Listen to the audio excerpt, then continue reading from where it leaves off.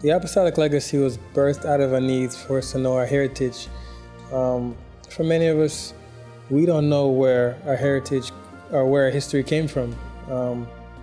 And it's important that we know where we're coming from so we can kind of chart a course of where we need to go, for the future. That's why this project is important, because we need to know where we're coming from. The reason why we chose Jamaica's journey, it's not because we're being biased or anything, but we were just so blown away with how this small island in the middle of the Caribbean has had such an astounding impact on the rest of the world. We have leaders in England, in the rest of Europe. We have ministers in Canada, the Caribbean, South America, Eastern and Western United States, just all over the world. It's amazing how that story comes about, so we want to figure out how it came to Jamaica, how it spread, and then eventually how it went all over the rest of the world. Moving forward, we feel like this documentary and projects like this are important because it helps to edify the body of Christ on the whole.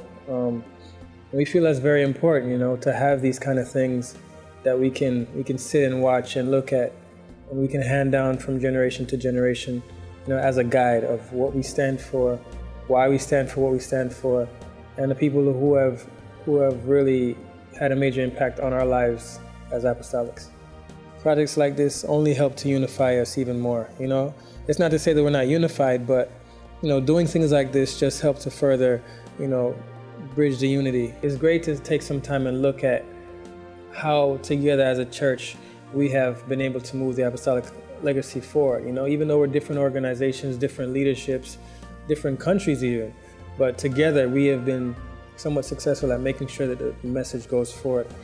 So I think it'll be nice for us all to take a look at what we've accomplished. Just take some time to stop and evaluate ourselves and say, hey, what have we done good?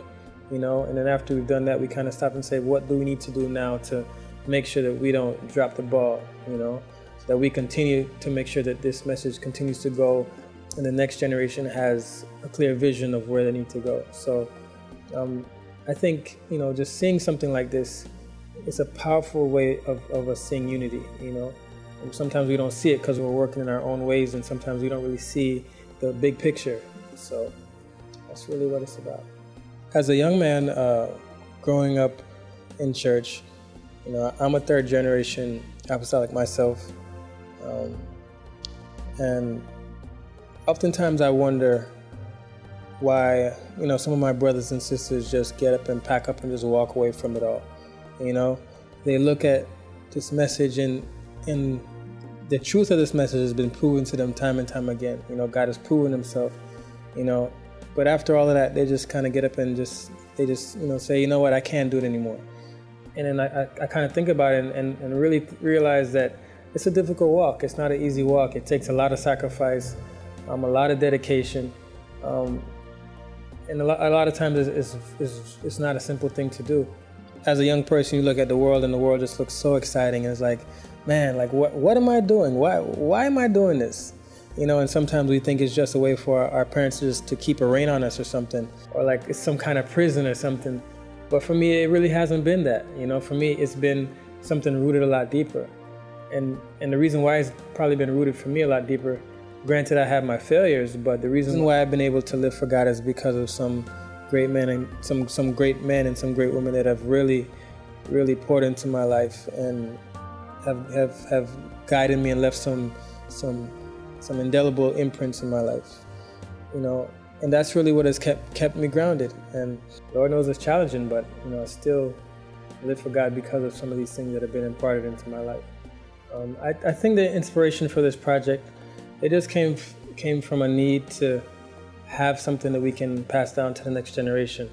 Of course, all the other major religions have something that they can pass on to their children and their children's children, to say that this is what we stand for, this is where we're coming from.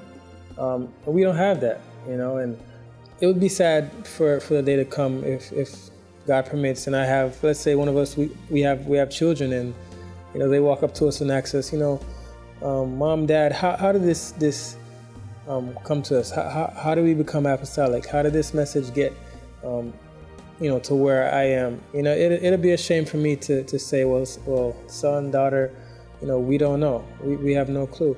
I feel now that it's important that, I do what I can, with the skills that I've been given, to make sure that, I can help in my own small way to make sure that the message goes forth, And sometimes as people, some of us, we're not the best speakers. Sometimes we don't know how to talk to a friend or a loved one or a brother and sister about living for God. I know for myself, I'm not that good at it, but I know if I have something tangible that I can give to them, it'll be a lot easier for me to witness to a brother, to a sister, to a mother, to a father, and say, you know what, just watch it. So I would hope that this can be another way for you to witness. With that said, God bless you all, and I hope that you're blessed by this project. I truly do. God bless you.